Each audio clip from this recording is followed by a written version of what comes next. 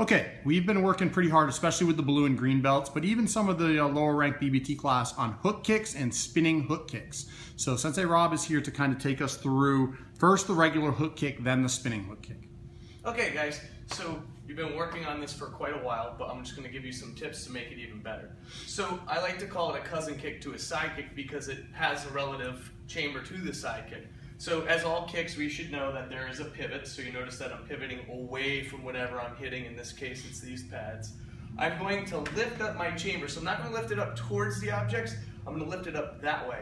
And instead of hitting with the heel, I'm actually going to hit with the whole bottom of my foot. So as if I was hitting a shelf and going clear through the shelf, not going on an angle this way or an angle that way. I'm clearing an entire shelf, and I'll demonstrate that on these pads. So lift,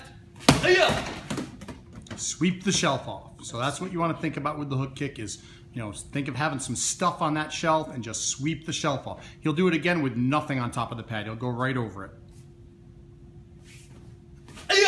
Good. And now I'm going to ask him, I'm going to challenge him here to do it in slow motion. So you can see the actual motion of it. Chamber comes up, extension, and pullback. That's one of the biggest things I see people mess up on the hook kick is that they fail to extend it. They just want to hook it without extending it, and that doesn't give you any reach. So he wants to really reach out there with this kick, okay, reach out, then pull it back. And you notice that it ends, if done correctly, in a roundhouse kick chamber, and that makes this really easy to turn it into a hook kick, round kick combo, okay, which we won't get to on this video, but you can see how it can lead to that. Okay, now for the even trickier one, spinning hook kick. Okay, so a spinning hook kick is, again, just starting as a spinning regular hook kick. And the big deal in this is simply a spin. So we're going to spin 360 degrees, meaning all the way around. And I always have a little saying, look, chamber, hook. Biggest way to do it. So in order to do it, I'd have my right leg back. In this case, I'm going to spin toward my right. First thing I need to do is spin my body around so I can see the target. In this case, this area over this pad is my target. So I'm going to look. Once I make a visual contact with that, I'm going to now chamber with my back foot. So in this case, it would be my right foot. I would then extend it over my object. In this case, this is the object, and put it all the way back. So we'll do it slow again. I look, I chamber, I hook all the way around, and then put it right down.